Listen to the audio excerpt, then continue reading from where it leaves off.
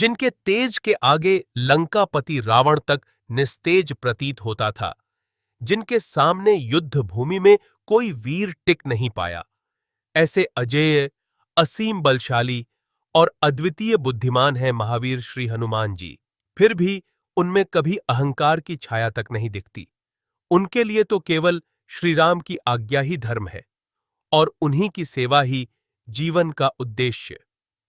नमस्कार मित्रों, आज का यह विषय बहुत ही गहराई लिए हुए है।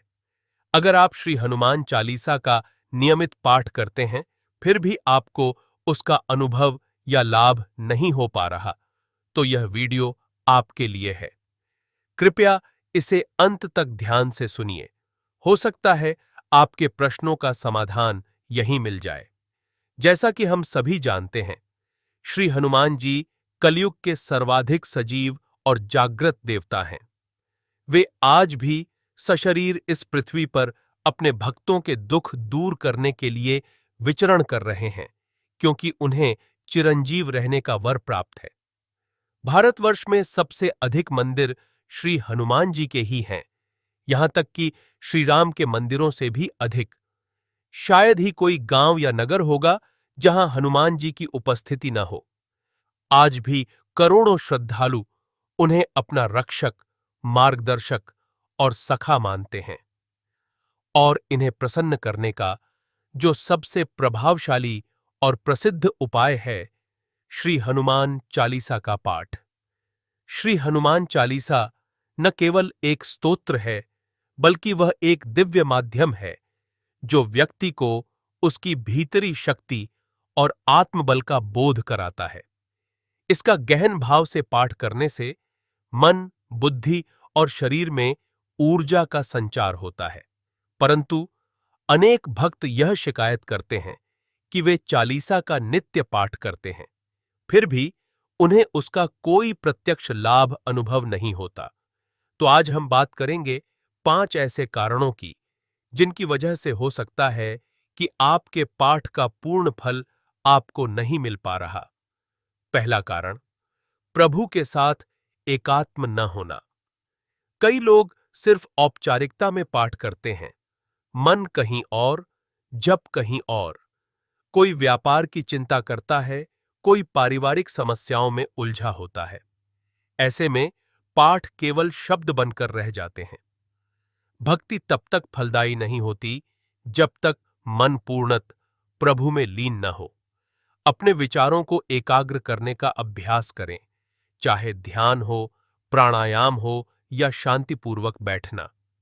जब आप पूरे समर्पण के साथ पाठ करेंगे, तभी हनुमान जी की कृपा आपके जीवन में प्रकट होगी।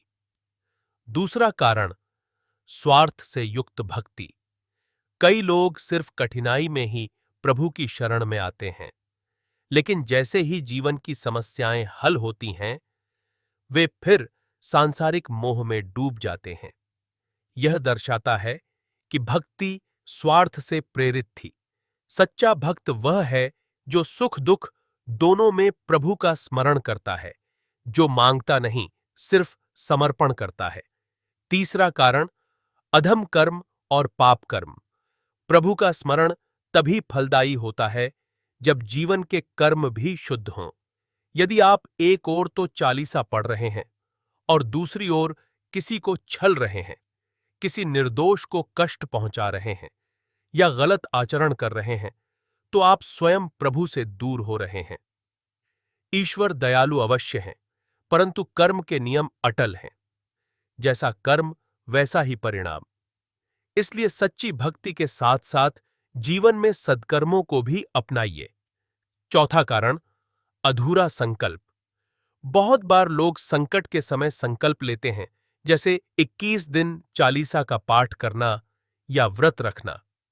लेकिन कुछ समय बाद या तो आलस्य आ जाता है या विश्वास डगमगाने लगता है और वे अपना संकल्प अधूरा छोड़ देते हैं।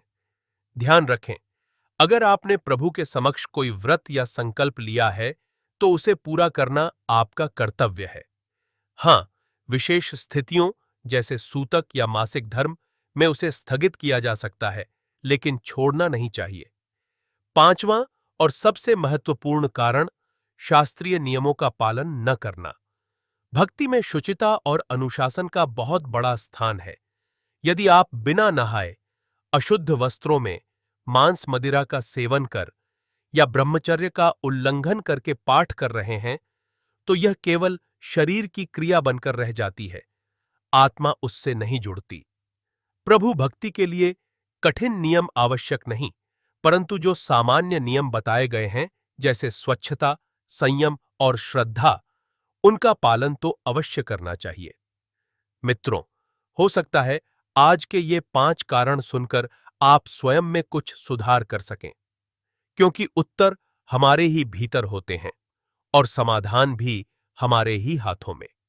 जो व्यक्ति सच्चे मन से भक्ति करता है, अच्छे कर्म करता है, प्रभु का ध्यान श्रद्धा से करता है, उस पर श्री हनुमान जी की कृपा अवश्य होती है।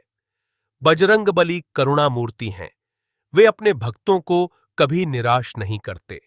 तो यदि आप भी यह चाहते हैं कि श्री हनुमान जी की कृपा आपके जीवन में बरसे, तो इन बातों को आज से ही अपने जीवन में उतारें। जय श्री राम। जय हनुमान।